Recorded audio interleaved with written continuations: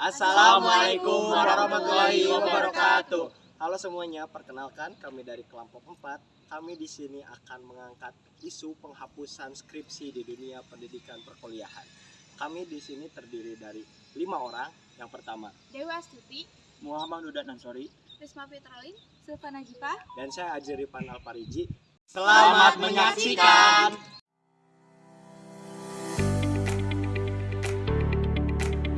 Skripsi seolah menjadi momok paling menakutkan bagi para calon sarjana.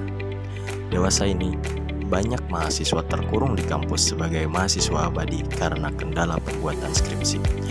Banyak joki skripsi yang akhirnya bermunculan, dan berbagai persoalan lainnya yang mengaitkan skripsi sebagai tokoh antagonis dalam kehidupan kampus.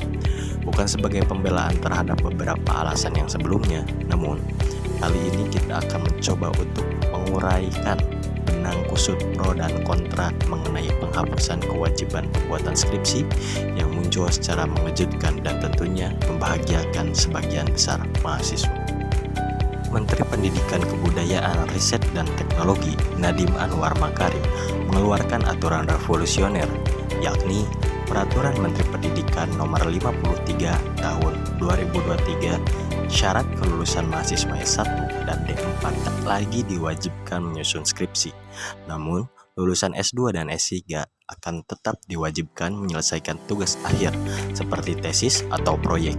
Akan tetapi, penilaian menitik beratkan aspek teknis yang relevan dengan dunia kerja. Karena banyaknya informasi simpang-siur mengenai kebijakan terbaru Kementerian Pendidikan, Kebudayaan, Riset dan Teknologi, maka di sini perlu dibeberkan fakta-fakta mengenai aturan tidak diwajibkannya menyusun skripsi. 1. Aturan hukum. Aturan skripsi dihapus tertuang dalam Peraturan Menteri Pendidikan, Kebudayaan, Riset dan Teknologi Permendikbudristek Nomor 53 Tahun 2023 tentang penjaminan mutu pendidikan tinggi. Meski demikian, lulusan S2 dan S3 akan tetap diwajibkan menyelesaikan tugas akhir seperti tesis atau proyek. Akan tetapi, penilaian ini menitik beratkan pada aspek teknis yang relevan dengan dunia kerja. 2. Peraturan tidak diwajibkannya menyusun skripsi resmi dihapus pada tanggal 16 Agustus tahun 2023. Peraturan baru skripsi benar dihapuskan telah diresmikan sejak 16 Agustus 2023 dan telah dicatat dalam perundang-undangan pada 18 Agustus 2023. Saat ini, peraturan menteri tersebut telah berlaku dan memicu diskusi dan perdebatan kalangan praktisi pendidikan dan mahasiswa mengenai implikasinya terhadap masa depan pendidikan tinggi di Indonesia. 3. Lulusan S2 dan S3 masih wajib membuat skripsi. Nadiem Makarim menegaskan bahwa lulusan S2 dan S3 masih harus menyelesaikan tugas akhir dalam bentuk tesis, disertasi, prototipe, proyek, atau bentuk tugas lainnya, meskipun tidak lagi diwajibkan untuk menerbitkannya di jurnal ilmiah. Kebijakan ini memerdekakan standar nasional pendidikan tinggi, memberikan perguruan tinggi lebih banyak kewenangan dalam menyesuaikan kurikulum dan penilaian sesuai dengan karakteristik dan tujuan mereka. Jadi sekarang Bapak Ibu, kompetensi ini tidak dijabarkan secara rinci lagi. Perguruan tinggi yang dapat merumuskan kompetensi sikap dan keterampilan secara terintegrasi, dan Bapak Ibu, tugas akhir bisa berbentuk macam-macam. Bisa berbentuk prototipe, bisa berbentuk proyek, bisa berbentuk lainnya. Ya, tidak hanya skripsi, tesis atau disertasi. Karena kebijakannya yang kebaruan juga revolusioner, banyak sekali informasi-informasi yang simpang siur, juga hoax-hoax yang muncul karena kebijakannya ini. Berikut ini kita akan menyajikan salah satu contoh hoax yang tersebar di sosial media mengenai penghapusan kebijakan skripsi ini. Belakangan sebuah hasil tangkapan layar headline berita berjudul "Jokowi Janji Hapus Ujian Skripsi" banyak di-share oleh akun media sosial, terutama oleh kalangan mahasiswa. Gambar tersebut juga mencatut sebuah link bertulisan pemilu metrotvnews.com.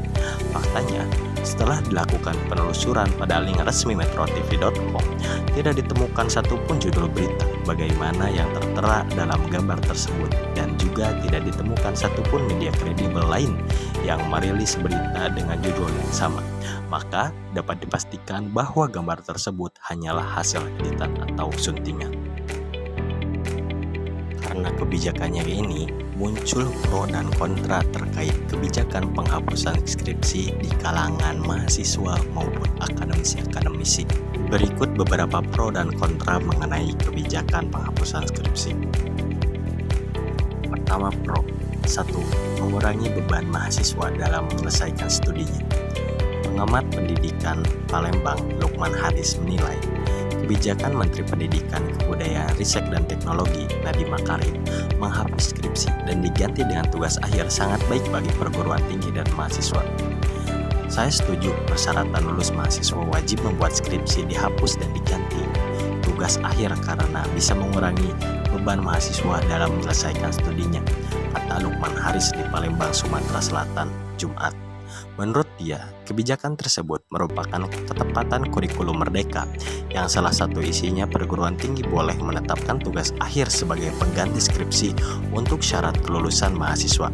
Yang menjelaskan, terkadang ada mahasiswa tidak mampu mengerjakan skripsi di akhir studinya sehingga harus terhenti kuliah, dan kebijakan baru ini, kata dia, membuat mahasiswa lebih bebas untuk membuat tugas akhir dibandingkan dengan penyusunan skripsi. Tugas yang tepat untuk menggantikan skripsi menurutnya adalah tugas yang diberikan kepada mahasiswa sesuai dengan kemampuan mahasiswa dan dapat dikerjakan secara individu maupun berkelompok. 2. Bentuk kemerdekaan belajar. Ketua DPR RI Puan Maharani menyebut penghapusan skripsi ini sebagai syarat kelulusan bagi mahasiswa S1 merupakan bentuk kemerdekaan dalam belajar. Kedua, kontra. Pertama, menurunnya kualitas sarjana di Indonesia. Menurut Hamdan Afsufi Saimar menilai penghapusan skripsi pada era sekarang menjadi hal yang membatasi eksplorasi akademis dan kadang-kadang mengganggu proses pembelajaran yang lebih luas. 2. Kontribusi terhadap pengetahuan ilmiah mengurang. Penelitian yang dilakukan dalam skripsi dapat memberikan kontribusi kecil tetapi berharga terhadap pengetahuan ilmiah. Dan menghilangkan skripsi, kita dapat kehilangan potensi penemuan-penemuan penting. 3. Sebagai alat untuk mengevaluasi pemahaman komprehensif mahasiswa. Skripsi sering digunakan sebagai alat untuk mengevaluasi pemahaman komprehensif mahasiswa terhadap subjek mereka. Penghapusan skripsi dapat menyulitkan lembaga pendidikan dalam menilai sejauh mana mahasiswa telah menguasai materi. 4. Menguranginya keterampilan mahasiswa dalam penelitian. Skripsi memungkinkan mahasiswa untuk mengembangkan keterampilan penelitian independen. Ini membantu mereka belajar bagaimana merumuskan pertanyaan, mengumpulkan, dan menganalisa data, serta menyusun argumen yang kuat. Penghapusan skripsi dapat mengurangi kesempatan ini.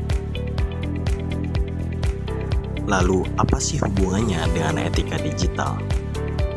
Pertama, perlindungan data pribadi.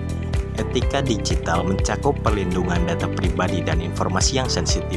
Dalam konteks penghapusan skripsi, penting untuk memastikan bahwa data pribadi mahasiswa yang terkandung dalam skripsi dihapus dengan benar dan tidak disalahgunakan. Kedua, transparansi dan keterbukaan. Etika digital mendorong transparansi dan keterbukaan dalam pengelolaan data. Kemendikbudristek perlu menjelaskan dengan jelas alasan dan prosedur penghapusan skripsi untuk menjaga kepercayaan masyarakat dan akademisi. Ketiga, keamanan data. Etika digital juga mengingatkan pada pentingnya keamanan data. Ketika skripsi dihapus, upaya harus dilakukan untuk memastikan bahwa data tersebut tidak dapat diakses oleh pihak-pihak yang berwenang. Penghapusan skripsi ini adalah isu yang kontroversial dalam dunia pendidikan tinggi di Indonesia. Sementara itu, penghapusan skripsi dapat mengurangi stres mahasiswa dan meningkatkan fokus pada pembelajaran praktis. Penghapusan skripsi juga dapat mengurangi kesempatan untuk pengembangan keterampilan penelitian dan kontribusi terhadap pengetahuan ilmiah. Maka dari itu penting bagi lembaga-lembaga pendidikan untuk mencari keseimbangan yang tepat antara persyaratan akademik dan kebutuhan mahasiswa agar pendidikan tinggi tetap relevan dan bermanfaat. Walaupun pemaparan materi kami yang cukup membosankan ini bagi kalian tidak dapat mengurangi eksistensi dari perkuliahan kali ini. Dan mudah-mudahan pemaparan materi kali ini akan memberikan manfaat bagi kita semua, khususnya bagi kelompok kami. Ma yazakkaru illa ulul albab. Assalamualaikum warahmatullahi wabarakatuh.